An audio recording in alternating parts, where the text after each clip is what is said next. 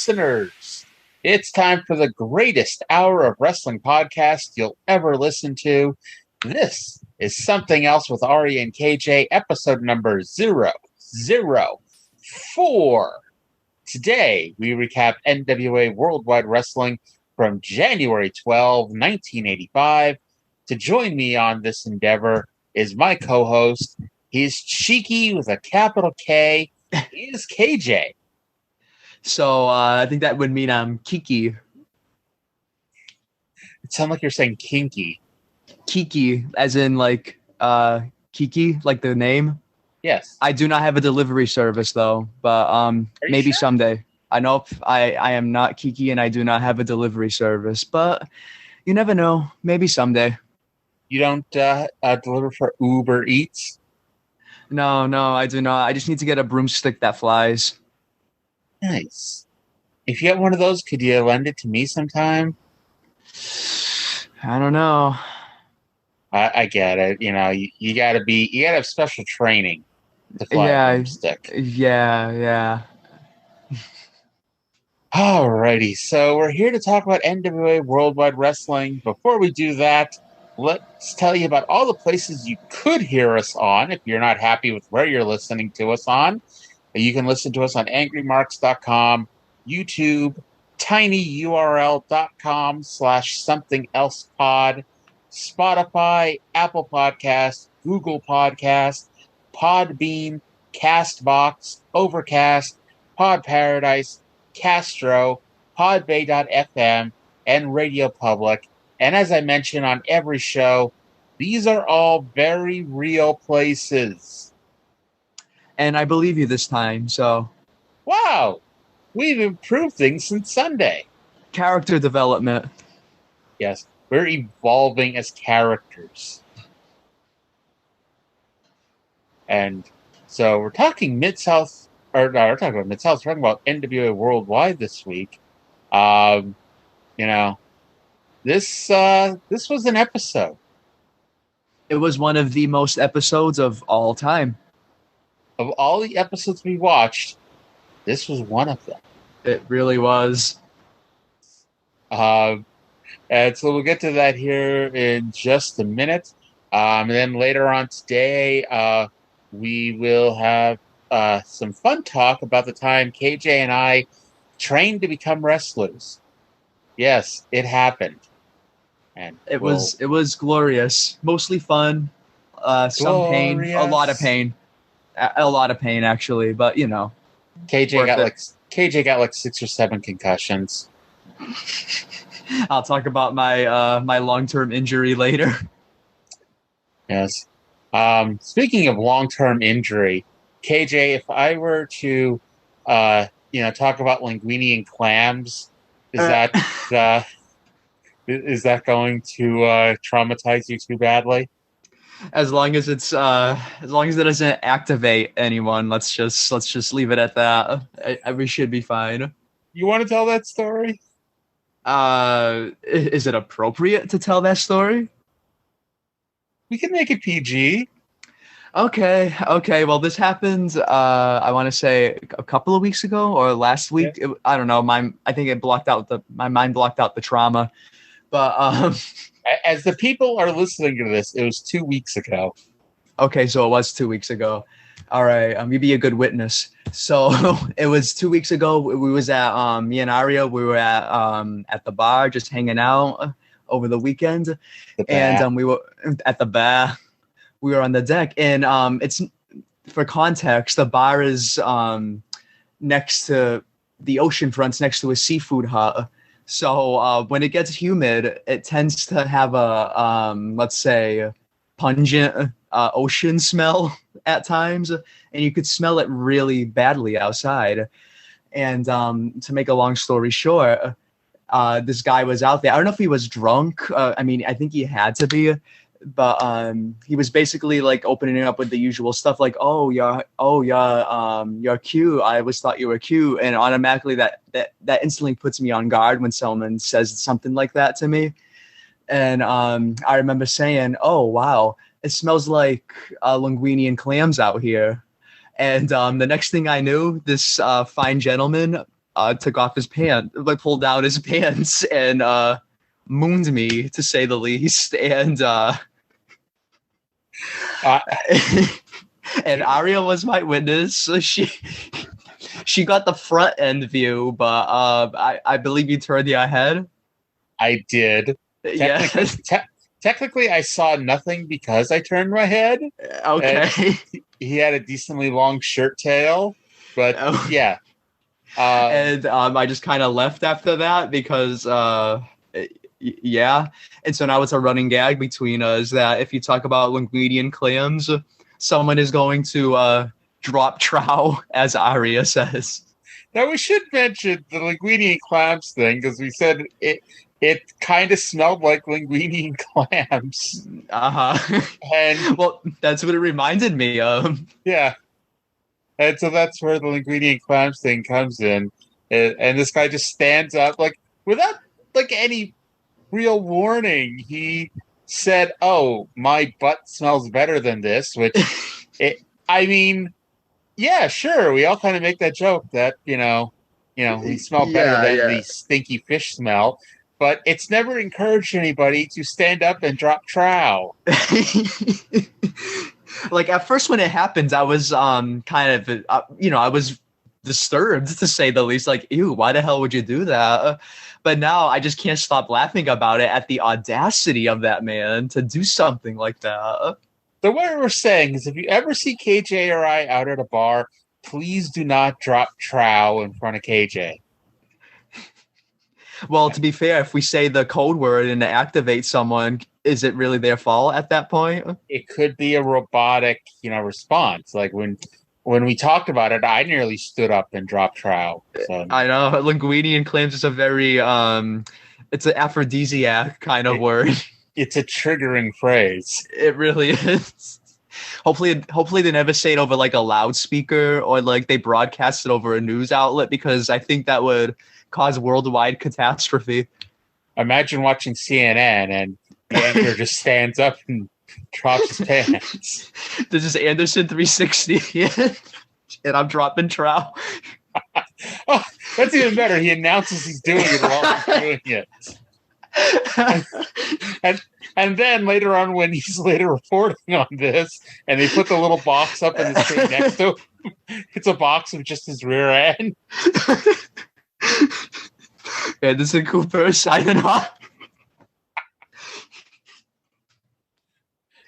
He showed the kind of person he was. But suffice to say, luckily I haven't seen that guy at the bar since. So, and it was actually a karaoke. So after he showed his rear end to you, you figured, hey, the best way that I can combat that is to stand up and sing. Nothing? Okay. All right. Well, sorry, can you repeat that? You kind of skipped out. I said, the best way to combat that was you stood up and sing. True. But I think I missed an opportunity. I should have sang something like My Humps or Milkshake, honestly. You weren't in the happiest of moods at that point, so. True. I was a little shook up. You could have sang Baby Got Back. True, that's another missed opportunity. Yeah. What are we going to do now that you keep missing out on all these opportunities? I guess we'll go to the sponsor plug instead.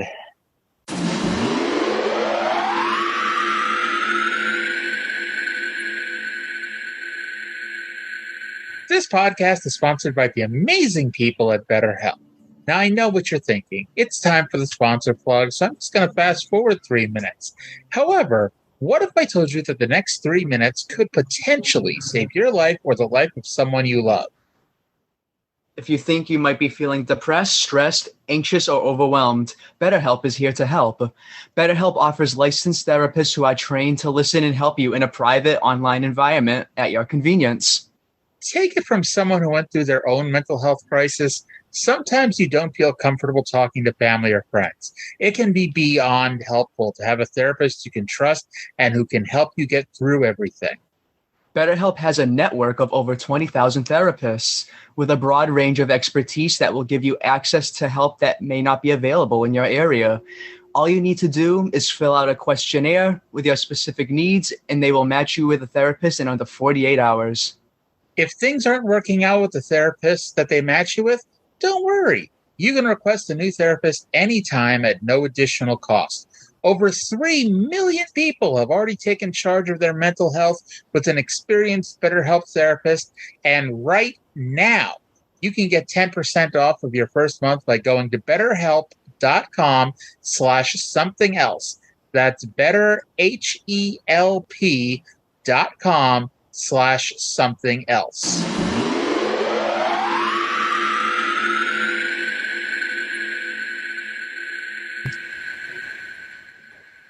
Welcome back. This is Something Else.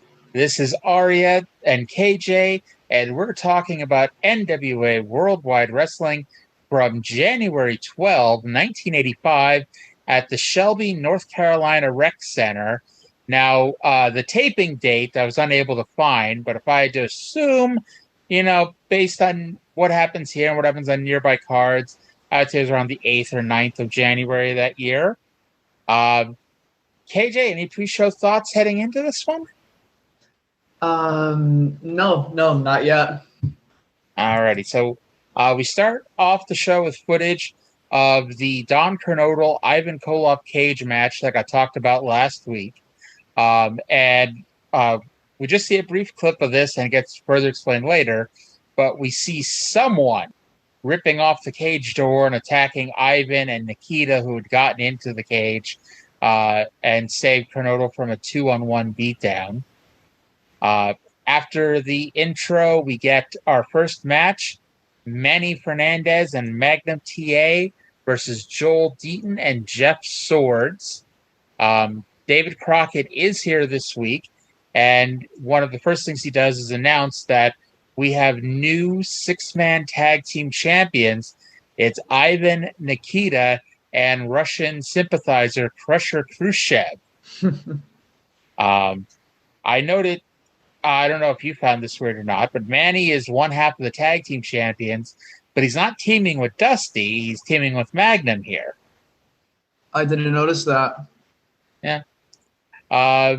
They don't do any formal introductions, and we don't actually find out who the names of the opponents are until 2 or 3 minutes in, which as we go through is actually fairly common, where they don't always tell us, hey, their opponents, the jobbers, are Joel Deaton and Jeff Swords. I did have to make note. David Crockett, love him, hate him. He's actually did commentary on the Ric Flair's final match show, a few weeks ago, and he was never that great of an announcer, but he previews the show and tells us who to expect on this week's show, and let's go to him right now. Hey, coming up, Ricky Steamboat will be with us, plus Wahoo McDaniel, Buzz Tyler, Superstar Billy Graham, the Barbarian Paul Jones, J.J. Dillon, Nikita Koloff. It just goes on. I just thought it was hilarious how slowly he read the list of people who are going to be wrestling on the show. He's in no hurry whatsoever. Yeah. It's like Magnum and Manny aren't winning immediately, so we might as well fill some time up here. Gotta say something. Yes. I actually didn't write this down, but Magnum... Oh, I did. Magnum wins with the belly-to-belly. Any thoughts on the match? I just realized that the commentators, I guess they're Southern accents, but they remind me of NASCAR commentators. Well, I mean, the show was created in the South, in the Mid-Atlantic region. You had David Crockett, who's the brother of the owner, and, Southern family through and through. You have Tony Schiavone, who was doing minor league baseball for, I believe, the Charlotte team that the Crockett's owned, and that's actually how he got into wrestling, because they saw him there and asked if he wanted to do wrestling. And sometimes it's just that easy. Ah, okay. Yeah. That's about it on this match for me. So going to our first interview, David interviews Dusty Rhodes. The best in the world is right here on Worldwide Wrestling. The American Dream, one of the best. David, it's awful interesting what's going on now with Tully Blanchard. You know, I got a 10 for him. I got double nickels, baby. And he be saying that he's looking for a 10. He wants somebody to take care of his every need. Well, me and you both know there's a lot of 10s out there. I like to say hello to all of them. All the sizes, all the little ones, all the big ones, because we never passed any of them up. We both know what 10s are, Tully Blanchard. You got to come get the double nickel if you want a real 10. And David, by the way, me and you both were in Tahoe just recently, laying up there in the Taj Mahal, listening to music and sipping on wine. We know what a 10 is, don't we, baby? Yes, we definitely know what a 10 is. And let's show him Tully Blanchard and a 10. We'll see it right now. So that breaks into Tully looking for a perfect 10. But first, talking about Dusty's promo, in case it wasn't obvious to you listening to this, when Dusty's talking about the double nickels, he's talking about, you know, having Tully come and get punched in the face. By both his fives. Yes. 5 and 5, Daddy. So clever. Then we get the Tully vignette, which is him, you know, basically drinking scotch and meeting all these beautiful women. You know, blondes, brunettes, model thin, you know, just, like I said, just absolutely beautiful women for you to see here. And, of course, to keep in mind what's to come and actually find out next week who the perfect 10 is. What were your thoughts watching this? Well, like I said last time, he just gives me the creeps. Even when he's in his fine accoutrements and, you know, dressed to kill? Yeah, exactly. He's dressed to kill. I would feel like my life is in danger if I was next to this guy. I guess that was a bad choice of words, huh? No, you hit it. You hit the nail on the head with that one. That's exactly my feelings. He is dressed to kill, and I want no part of it. So we get Steve Casey versus Ben Alexander. Steve Casey is a wrestler from England, and they talk about how Ric Flair discovered Casey over in England and brought him back to us. Casey hit a dropkick, and I gotta say, this was one of the more unique dropkicks I've seen, where it's like he jumps up and does the dropkick, but instead of leaning backwards so your body is a straight horizontal line, it was almost like he was doing it at a 90-degree angle where the top half of his body stayed up straight and he kicked out with his legs. Did you notice that? Yeah, and another thing I noticed was like almost like a monkey throw type of thing. Like he grabbed the person, like rolled on his back and threw him off. I thought that was so cool. Mm-hmm. The finish was a little botched, though. Casey got thrown into the corner, and I believe what he was supposed to do was run up the ropes and flip over Alexander. Either that or do the, you know, jump up in the air and they run underneath you, etc., lead to the finish. But he slipped, and instead he just hit an airplane spin slam, easy for me to say, for the pin. I wasn't terribly impressed by Steve Casey. I don't know about you. To be honest, I don't think we see him too much. Steve Casey,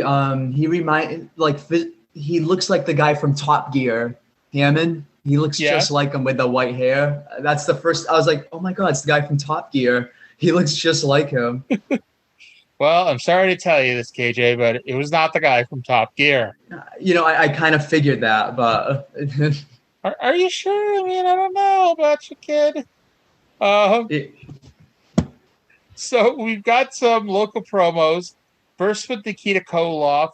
And then we'll pause after that, talk about it before we finish it off, because it segues into a Don Kernodle promo, which is always fun when you think about these local promos, because fans believe that wrestling is real at this point, or at least they believe that it's mostly real. And so you have these two hated rivals, each standing off screen from each other, waiting to come in and talk about beating up the other one. So first, again, here's Nikita and Ivan. Wahoo McDaniel, Nikita Koloff against Don Kernodle, flag versus flag. Ivan, this Kernodle is full. We destroy one time. Now he come back. We destroy 2 times. He want flag. He not get flag. No, no. You not get flag. Nikita train too hard. Nikita think hard. You not destroy Nikita. Nikita destroy you. Then you go address me for good. Run to the promoter, Kernodle, and you get me barred from this match. Well, I don't have to be in Roanoke Sunday afternoon. Nikita's going to defeat you and take back Russian flag. And then for the world. Alrighty, so Nikita and Ivan, thoughts? They're very fixated on getting the flag back. Yep, and we're going to find out from Kernodle later that he's really fixated on getting the American flag back. But actually, I missed one here in the middle here because Tony doesn't, go to Don Kernodle right here. He actually goes to Wahoo McDaniel, who is challenging Ric Flair for the NWA World Heavyweight title coming up. Wahoo, we're going to get to know him and love him in the next especially in the next few weeks here. And let's go to he's, by the way, is the United States champion. And let's go to his promo here. Heavyweight title, it's Nature Boy Ric Flair defending against the U.S. Heavyweight Champion Wahoo McDaniel. Well, I sent him a personal invitation. And evidently, he accepted because I got him where it hurts, right in the pride. I embarrassed him in front of his fans. And now I hear him screaming. I watch TV. He's screaming. He's crying. Don't ever put my hands on his belt again. Well, let me tell you something, Flair. I know what's wrong with you. You said you wanted to be like me. Well, you're way like me in a little bit. You're a winner. But when you got to be on top, you got to be a winner, you got to be the champion, you turn your back on your friends. And now I know why you're screaming, because there's fear. Because you know that I'm the only man in the world today that's capable of taking that title away from you. And I guarantee you that's exactly what I'm going to do. So he's ready for Flair. This will be one of many Wahoo promos we'll be going through. Yes. He seems very confident as well.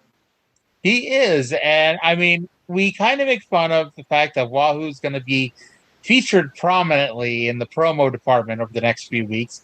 But in a lot of ways, that's what you had to do to get the match over. You had because Wahoo, I believe, because they show us an angle, I think, next week, where I believe Wahoo turned heel on Flair.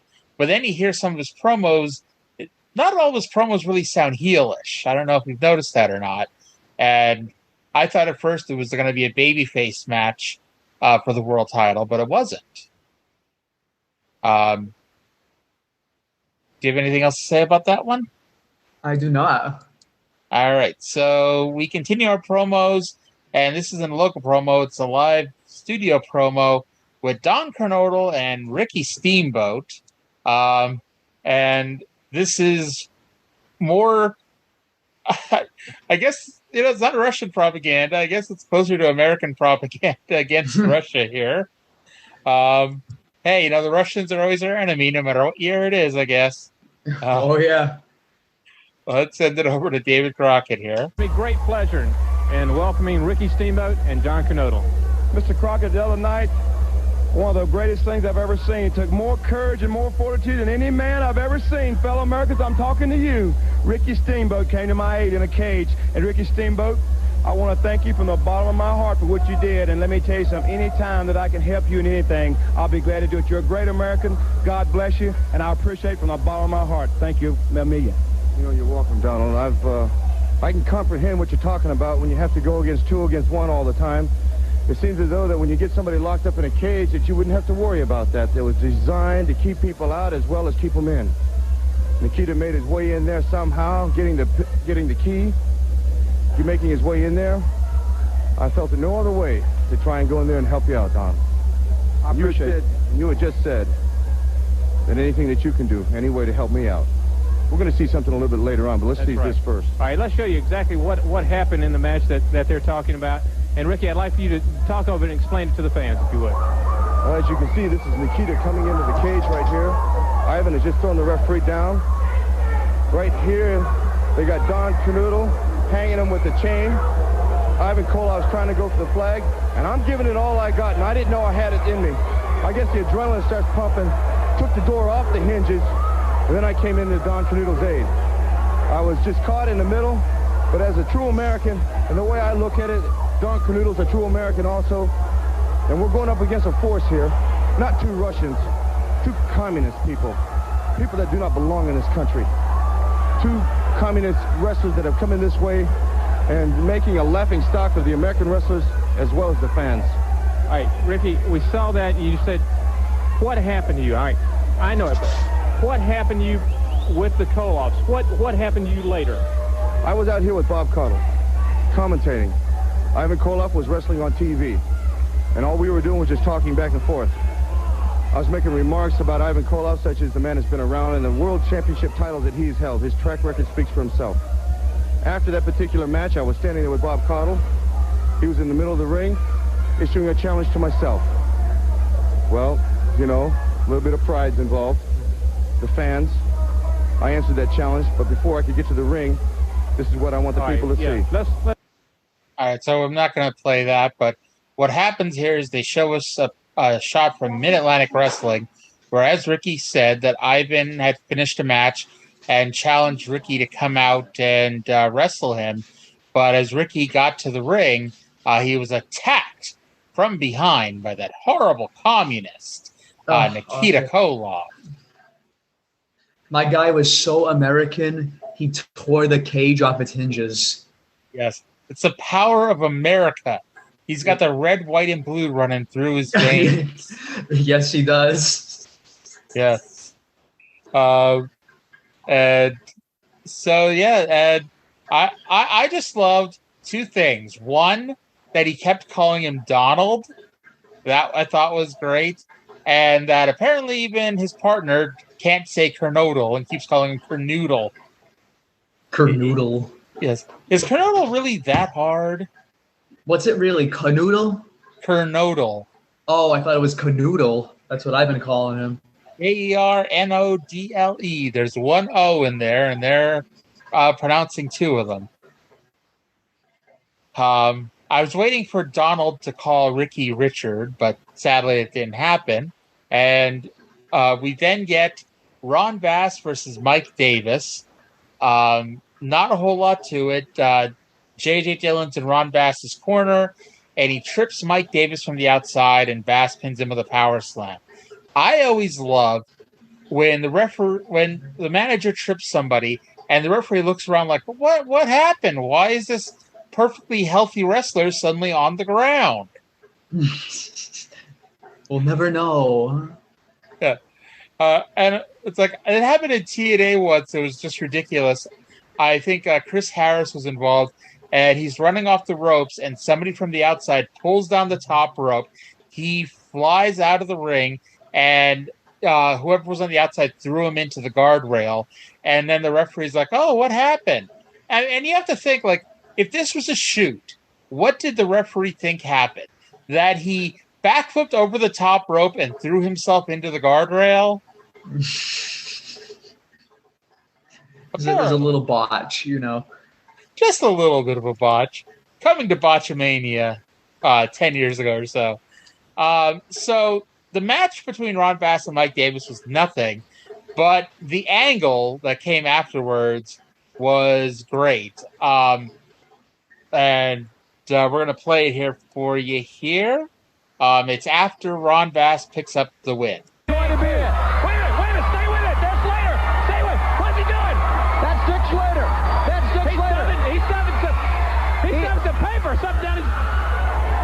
David, he tried to stuff something down the mouth of James J. Dillon. It just may be that wanted poster that he had circulated around here. Wouldn't that be great if it was the wanted poster? Stuffed it. Look at it. Stuffed it right in his mouth. All right, but Bass is going after Slater. He gets ready. All right, Slater's got the boot. He's got it. Turns it. Flips his leg out from under him. All right, now Slater goes after him. Slater's got those street boots on, too. One tough man is Dick Slater, and he came in trying to shut up James J. Dillon, and now working on the big cowboy, David. The unpredictable Dick Slater. He goes after J.J. Kicks him right in the stomach. Right now, he pulls Bass back to the middle of the ring. He gets him ready. Drops that. Elbow right across that leg. Keeps him in here. Spins him around. He's got the figure four, David. Just about. He's got it. Just about locked. He has got it locked. He's got that. He has the figure 4 locked in. Look at J.J. Dillon. He still has the paper in his mouth. He's stomping on Slater. Slater won't give up, though. He won't give up. He's got it hooked. He won't give up. Now, he's got that figure 4 hooked. That's right. Right now, James J. Dillon worried as much about getting his cowboy out of the ring as he is Dick Slater. I love it. Slater's got Bass in there. Wait a minute. They're all coming in the ring now. Casey's in there. Well, they're going to have to come out and break that because I tell you. Slater doesn't want him to break it. No. He's holding on. Slater is a possessed man right now. Look at him. He's fighting off all of them. That's what I like about Slater. He knows what to do. Hold on, Slater. Hold on to it. All the fans on the edge of their seat right now. And now finally they break it. But Dick Slater, look at him. All right, so I was laughing. I'm not sure if you did too when you watched this, but the Dick Slater comes running down. He shoves the wanted poster in J.J. Dillon's mouth, and J.J. could not get it out of his mouth, and it was still in there like a minute or two later. I just laughed at the preposterosity of the situation there. Go ahead. Yeah, I know he got like turned into a Molotov cocktail for a minute. He just needed to set it on fire and throw him. So yeah, Dick Slater came back. We had a hot little angle here. He put Ron Bass in the figure 4, and actually it's like they were wrestling each other for like 30 seconds to a minute before they got that figure 4. It wasn't a real match, but like it wasn't just your normal babyface run in, beat down and the heel runs away. And it took 3 enhancement talents, the nice way to say jobber, to pry Slater off. We then got a second promo with Wahoo, and, well, I'm not going to play it unless you really want to hear it. I'll take a hard pass on that one. I mean, I know how big of a fan you are of Wahoo. Yeah, I know. I just don't want to spoil it, The one thing I do want to mention, though, and I thought this was really neat of them to bring up, was that Wahoo trained Ric Flair for the Starrcade 83 match with Harley Race, where Flair won the world title. So, it plays into this where Wahoo trained Flair, and now he's training to beat Flair. All right, so I know a lot about wrestling. However, I don't believe I've ever really noticed the person that we're going to be talking about next. And this is important. Like, this next promo is going to be important for a couple of reasons here. It's the pride of South Carolina, Buzz Tyler, and he has a present that the fans have bought him. Like, how nice. Like, the fans have bought him a present. Like, yeah, I know. I love this guy's energy. All right, so let's go to David right now. This is the South Carolina Gamecock, the pride of the Carolinas, Avalanche, Buzz Tyler. I understand your fans from the Carolinas gave you a present. Yeah, David, they sent me a present here, and I'm going to open it right here on TV and see what they sent me here. I reckon this is one way to show my appreciation is to open it up on TV. That's right. See what I got here. Don't you look here, baby. That's a South Carolina University Gamecock, and I guarantee you the Avalanche are going to put it on right now, and I'm going to tell every one of you, I love you, I love you, I love you. 280 pounds, enough but love. You send me a present, baby, I'm fixing to give you one right here in this ring, and you watch the Avalanche take care of some business. I'm going to put this thing on right now, David. Oh, man, I like that thing. Look at him, look at him, look at him. All right, so he gets a white South Carolina Gamecock sweatshirt that's at least one size too small. I noticed that. I thought, oh, that doesn't fit, but I thought it was just going to, like, tear open when he put it on. And I personally, there are tens of thousands or hundreds of thousands of fans in the Carolinas, and they all teamed up to buy him one sweatshirt. How much was that sweatshirt?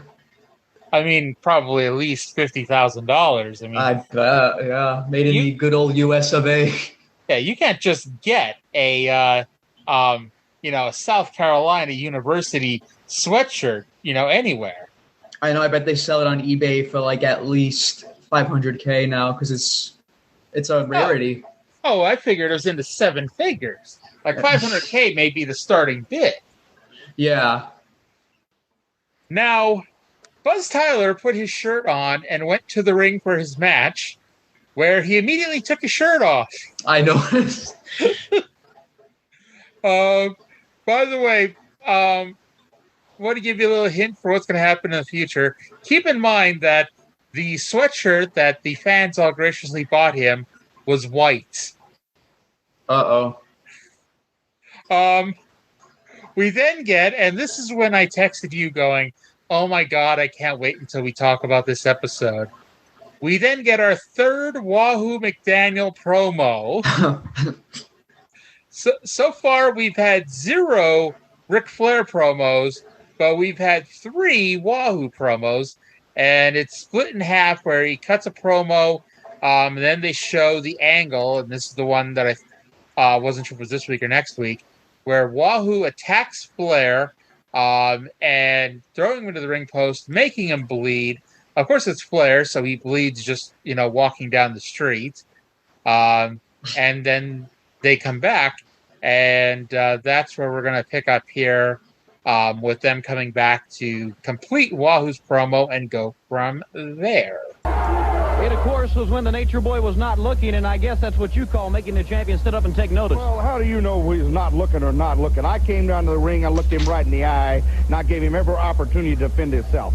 The man, I know how to get to him. I've wrestled with Flair, and I've wrestled against him. I'm not saying anything. He tells everybody he wants to be like me. Well, Flair, you were like me. You fought your way from the bottom to the top. But when you got to the top, you turned your back on a lot of the people that deserve shots at the belt. Now he says, I'm obsessed with being the world champion. Well, let me tell you something. You're just obsessed with keeping the belt because it means a lot to you. It means money, prestige, and I want that slot. And Flair, I'm going to do anything I can to get it, and I think I've gave you an invitation. With your pride, you're going to come. I think we have a word from Nature Boy Ric Flair, Wahoo. I don't want to hear anything Flair has to say because he's going to be right and I'm going to be wrong, and that's the way it always turns out.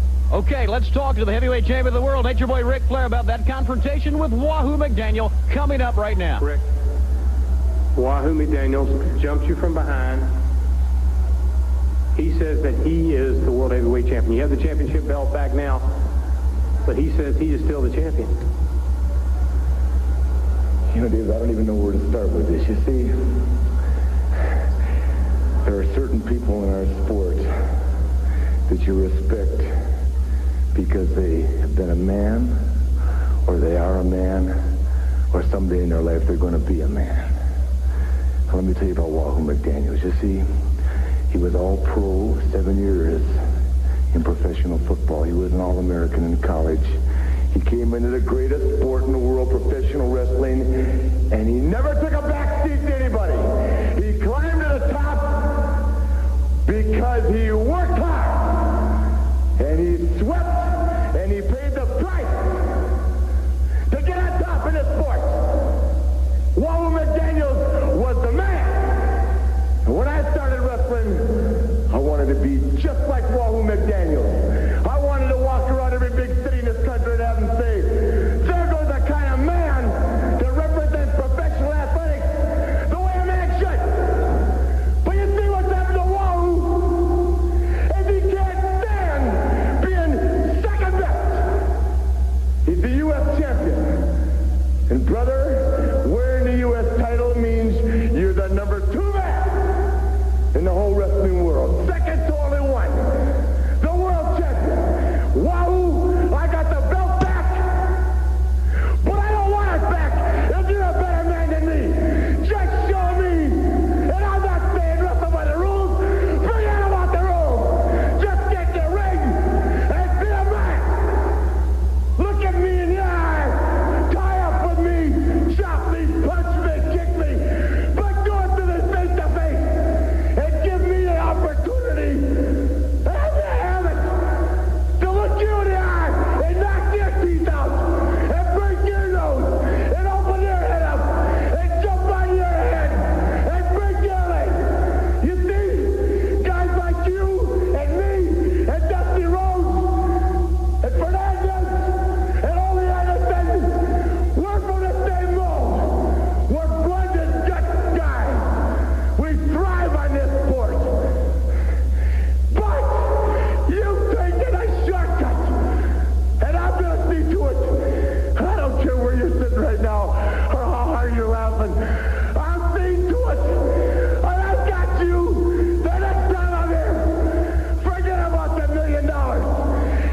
means nothing. This is what it's all about in professional wrestling.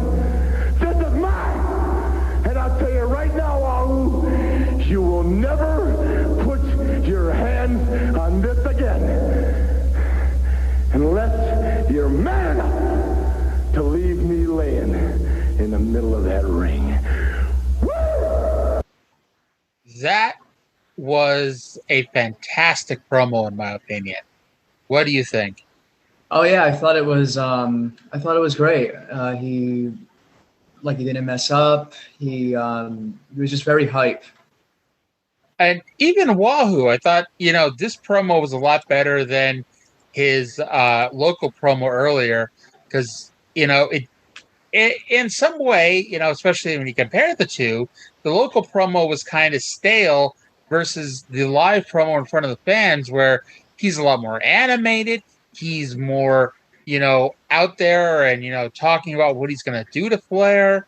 I liked when he was, when Flair had a chance to respond and Wahoo was discussing it, was like a heel walking away because he doesn't want to hear what the babyface has to say. Yeah, he did a good job building up the match coming up. Yep. I did also note Ric Flair, with a lot of transgender positivity. They were a man. They will be a man. Obviously that's what he's talking about in 1985, right? Oh, of course. Yeah. So we had Nikita Koloff with Uncle Ivan in his corner against Tommy Lane. Nothing to write home about. He could have beat Tommy Lane quicker than he did because he hit him with 2 Russian sickles, but picked Lane up at 2 and then beat him with a Cobra Clutch. Any thoughts? Nope. Flair cut a localized promo. I'm not going to play it because especially because I think they play the same exact promo either next week or the week after. So it's like I'm not going to waste our time playing that. And then we get David Crockett interviewing Dick Slater, including my. Okay, maybe this isn't going to be as great as it was when I first watched it, the other day. But it's like I love the way Crockett waits for Slater to come in, and let's go to that here. Dick, I love what you do. What did you stick down JJ's throat? Breakfast, lunch, and dinner. J.J. Dillon, this right here means me and you are going to go a long way.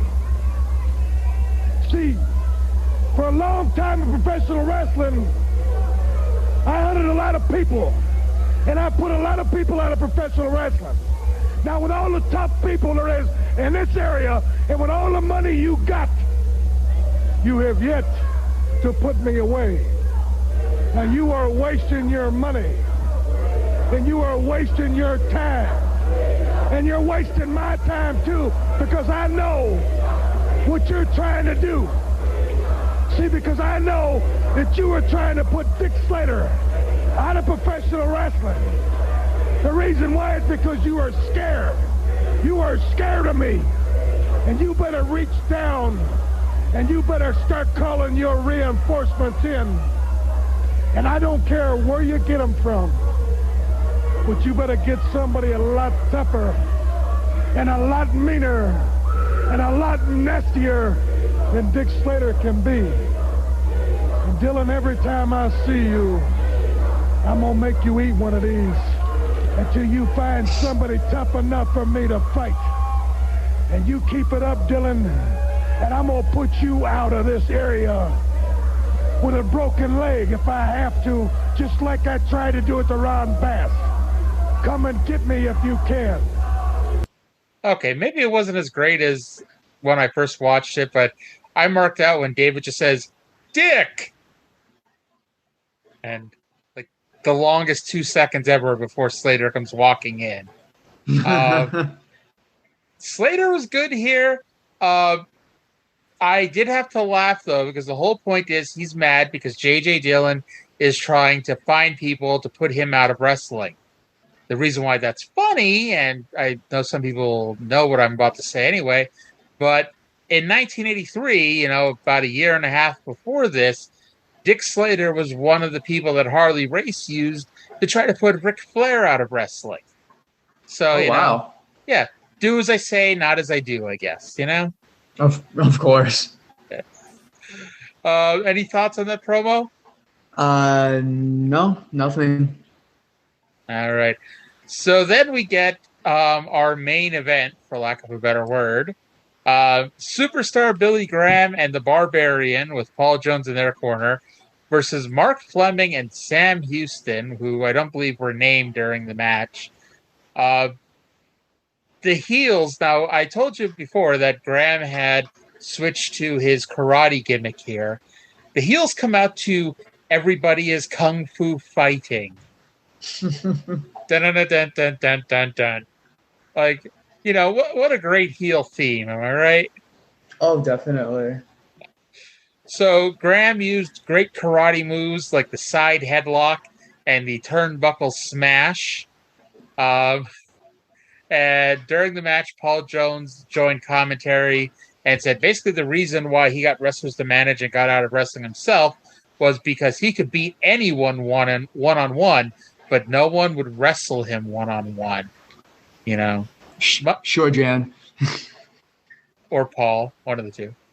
And Barbarian won with a diving headbutt. Show ends with a Paul Jones promo and a little bit of an angle here as well.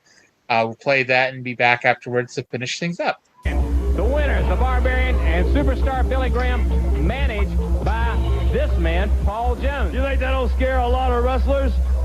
I got two of the biggest, most muscular, powerful men in the world today, and they all, both of them, work for me. And you know what I love about them? I love them and they love me. And they know I'm going to accept Superstar Billy Graham's challenge for $1,000. I can break his full Nelson. Listen, I told you before, you are not his caliber class, and you, let me tell you something, and you don't even know what a full Nelson is.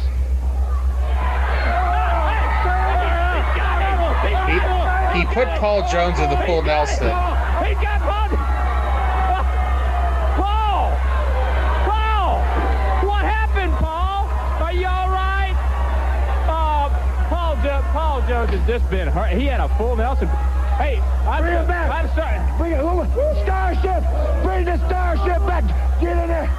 Starship. Get in there against the Superstar Billy Graham. You're not going to do it to my manager like that and get away with it. Superstar Billy Graham will break your neck if you want to do a little full Nelson. Come back and get the strongest full Nelson. We got to go. We got it. Alrighty, so what happened was Paul Jones is cutting his promo, and a person that we find out, his name is American Starship Eagle, comes in, big, tall, blonde, muscular, is definitely not Hulk Hogan. He comes in and says he wants to accept Billy Graham's full Nelson challenge, where I guess the rule is if you break the full Nelson, you get $1,000. There's a lot of money here in Mid-Atlantic. Like, everyone wants money. Tully Blanchard is $10,000. You know, Billy Graham's got $1,000 for his full Nelson. You know, it's a constant theme throughout these shows here. And so, you know, when Jones said that, you know, Eagle doesn't know what the full Nelson is, Eagle put him in the full Nelson. And, you know, the show ends, as you heard, with Billy Graham running in and cutting a promo on American Starship Eagle, who, by the way, in case you don't know, Starship Eagle would later on be Dangerous Dan Spivey. I never knew that. Yes. You say that like somebody who knew who Dan Spivey was before I mentioned that. What if I do? Maybe you do. I don't know. I don't. I actually don't. So any thoughts on the match and the promo at the end? The promo? The one with Paul Jones. Yeah, trying to think. Nope, I got nothing. All right, you know, let the audio speak for itself there. So that does it for this week. For a rating, I like this show better than last week, so I gave it a 7. I'm still lost. I'm still not sure of who the characters are, who they're fighting, like previous things. But I did like it. I did like the matches better, so I would give it about a 6. Awesome. So, all right. So hang on a moment. We'll be right back to finish out the show.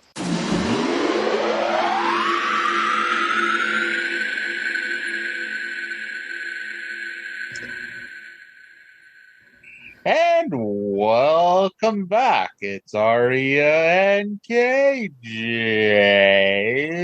And we're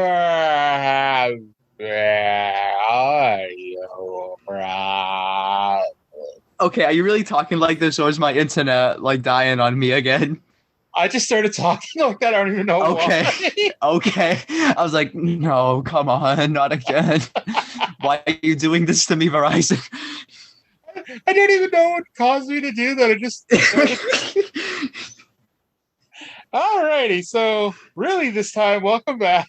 The wrestling training affected you worse than I thought. Yes. So since Claudio didn't do any wrestling this week, he did an interview and he set up a match for next week's AEW Rampage. So we don't have a match to discuss. So I figured this week in Claudio would be kind of ridiculous. So we're going to discuss the time that KJ and I went to wrestling training. And KJ's trying to block some of this out of his mind because, you know, I dragged him along with me and he was, you know, he ended up in a lot of pain, like seriously. Well, to be fair, I don't think I'm willingly blocking it out. I think it has to do with the concussions, but that may just be me. We should note that, like, first of all, concussions were there and something to joke about, and KJ, to the best of our knowledge, didn't actually get one. However, no. Yeah. However, when he took a bump, he did smack his head right off the mat at one point. Oh, yeah, and I had that neck injury. Well, I just had a pain and a stiff neck for the next 3 months after that, at least 3 months. I was the cause of his pain in the neck. And it was the bumps because no matter, even if when they told me to tuck my chin in, my head still snapped back when I hit the mat. So basically what happened was we went to a wrestling show back in February, and they announced at one point that they would open tryouts at their wrestling school the next week in Fall River, Massachusetts. And I started saying this as a joke, and as the week went on, I got more and more serious that KJ and I should go just to experience it. And KJ, like, I honestly, it was Monday night, and the thing was on Tuesday. It was Monday night, and I think KJ still thought I was joking about it. I hoped you were joking about it because I thought, yeah, there's no way that I can go through with this because it just seemed so like out of my comfort zone because surprisingly, I'm not the athletic type. And shockingly, if you ever looked at a picture of me, I am not Little Miss Athlete. Like, I know I'm transgender, which, makes me superhuman athlete, but, it doesn't really do that. I don't know how to tell these people this, where estrogen doesn't automatically make us superhuman. Fox News is in shambles right now at this revelation. So, breaking news here on our show that was taped 5 days earlier. And so KJ and I went, and I actually wrote an article about the first time we went, the first night we went, and it was fun. It was painful. There was a lot of calisthenics. They had us, because this was on the third floor of the building, and so they had us running up and down the steps, which, again, take a look at me and see how well that went. It was KJ's favorite part for some reason. Honestly, it was fun. I think that's the part that made me like sore for the next week or so because I never really did that much exercise in such rapid succession. I remember when we first started running up and down the stairs and around the gym, I thought, hey, this is kind of cool. I like this. I could handle this like for the first 2 or 3 laps. And then after that, I just hit a wall and I was like, oh my God, I'm dying. Why can't this end? And it was like at least 5 more laps. Yeah. I think it was the third time up the stairs for me that my legs just turned to jello. Mm-hmm. And it's like, by the way, I should point out, I was thinking about this at the time, how dangerous is it to be running up and down stairs? And those stairs are kind of treacherous, too. They were steep. Yeah. And it's like, I guess if we were going to trip and fall, because the way it was set up was like, there'd be like 6 or 7 steps, then you kind of do a 90-degree turn around the corner and go down another 6 or 7 steps. So I guess in a way, if you're going to trip and fall, you'd only fall down 6 or 7 steps. Still, though, that could be enough to cause some damage because those steps weren't padded. No, they were not. And you know what was padded but certainly didn't feel that way? The ring. We went in, we ran the ropes a bit, and then we each took a bump. And they did this gimmick where the person who was training us, they would kneel down on their hands and knees, you'd sit on their back, and you'd be pushed over. And, well... It felt like my back exploded on contact, and in my head, I gasped, but apparently it was more than a gasp. It was a scream, a very short burst of a scream. I thought you were really hurt. I thought I was gonna have to like drive you to the hospital or something. And you wouldn't get up afterwards. I was like, oh my God, did she break her back? It was kind of like I was like it hurt, but like it didn't hurt like to an extreme degree, and like I was kind of like waiting for something more, kind of like, if that makes sense. Yeah. But yeah, I remember one of the trainers was said, "Oh Jesus!" after you screamed. But I'm glad you're okay. I love when you threw up the thumbs up sign. I was like, okay, she's good. Yeah, I was like laying on my back, thumbs up. Okay. I felt so bad, but at the same time, I wanted to laugh. It's okay. I got back at you when they had us running the ropes. They would have us do a crisscross. And KJ and I at one point were the two running the ropes at the same time. And of course, I nearly took KJ out with shoulder tackle. Which and fun fact, Arya runs the ropes like John Cena. So yeah. I don't even know how, but like when I lean back into the ropes, my left leg pops up in the air. I'm like, I literally was trying to do it, just like not even leaning against the rope at one point. I just kind of leaned back, and like every time I did it, my leg would pop up. I'm like, okay, then apparently John Cena and I have something in common. You got them John Cena genetics. I love how the trainer basically said, okay, when you're running the ropes, use your hip. He drilled that into us. And so I used my hip, and then he tells me, you're using too much hip. You need to lean back a bit. Yeah, it's like you were going on your side. Like you kind of need to like hip and like the side of your ass, kind of like. Oh, okay. Yeah, and I guess that was it too. I remember being surprised that the ropes didn't. I guess it was like I was expecting to hit them and like it would really pull back or whatever, and I was like, I would hit the ropes and it's like the ropes weren't moving. Yeah, they were stiff. Yeah, and this wasn't the WWE ropes taped in whatever. This was, like most people use, the elevator cords and casing or what have you. And I think I would prefer it to be more stiff, though, because I think it would be really terrifying if the ropes had a lot of give, because my biggest fear when running the ropes were the ropes breaking and me just, like, flipping onto the ground. And if I felt the ropes have a lot of give, it would have made my fears more apparent, I guess. Yeah. They felt more secure, I guess. I think everybody has that fear. And honestly, the only thing I was pretty much any good at all night, other than my John Cena impression, apparently, where were my jorts and my cap to throw to the crowd? And you got to learn how to rap, too, on the spot. Yes. Well, we cut promos, and that was pretty much the one thing I did pretty well, because you might be able to tell I can talk sometimes for a really long time about nothing. So when you give me an actual subject to talk about, I don't shut up. And I am the total opposite of that. Public speaking is one of my biggest anxieties. So when they told me to get up into the ring and cut a promo, it was, I kind of blacked out at that point and just kind of stammered along. And somehow, some way, we went back.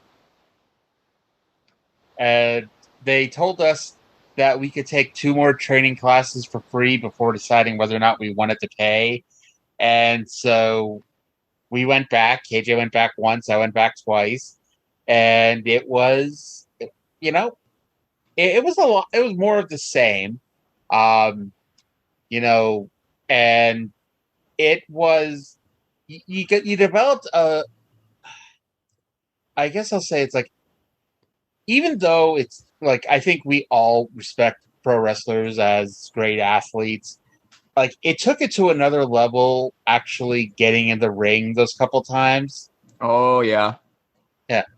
Because it's like, in some ways, like it looks super simple to, you know, do something like take a bump and throw yourself on your back. And it's like, you don't really think about that crap hurts.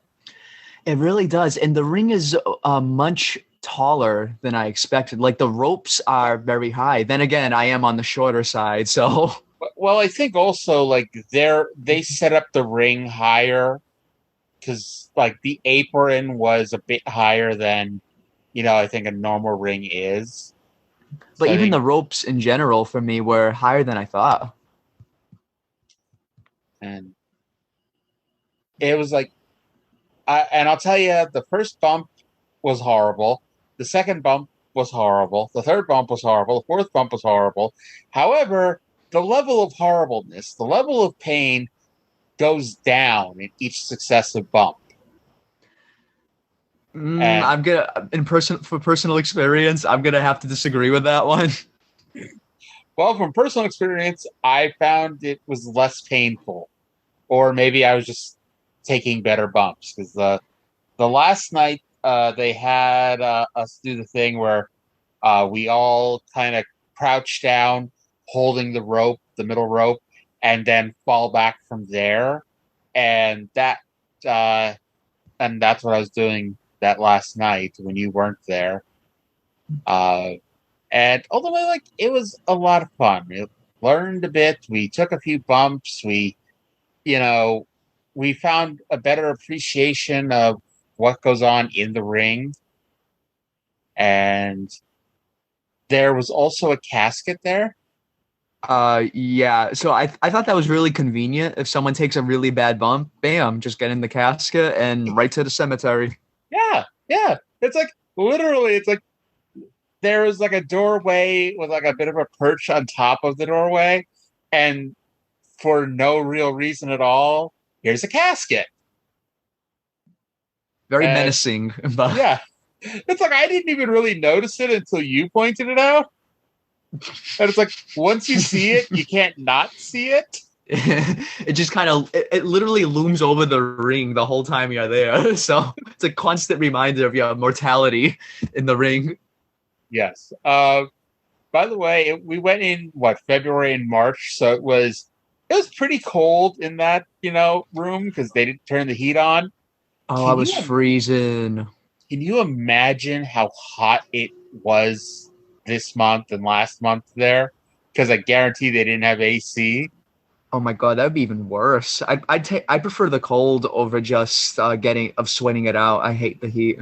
Oh yeah, because if you're cold, you can always put on an extra sweater. Mm-hmm. If you're hot, you can only get so naked.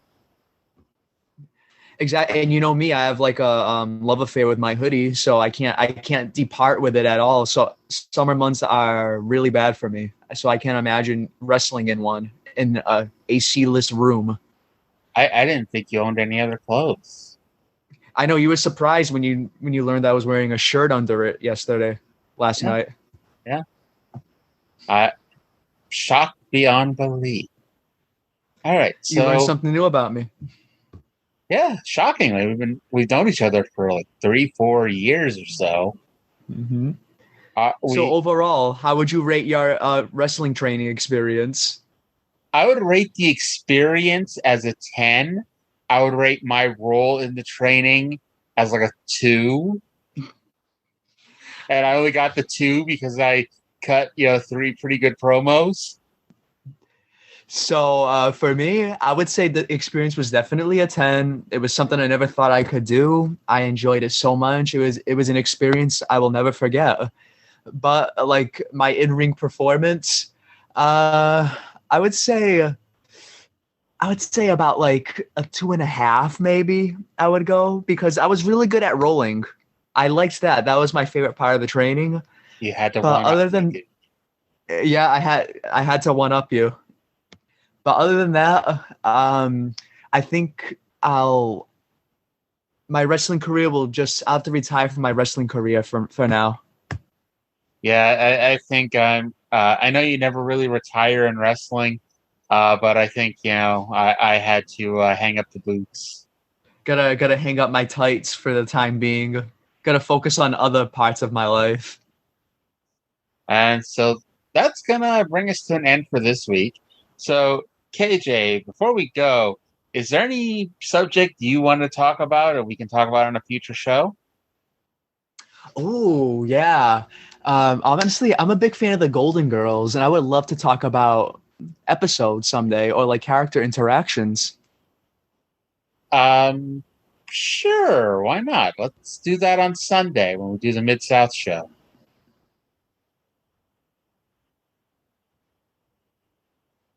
I'm assuming you agree, because,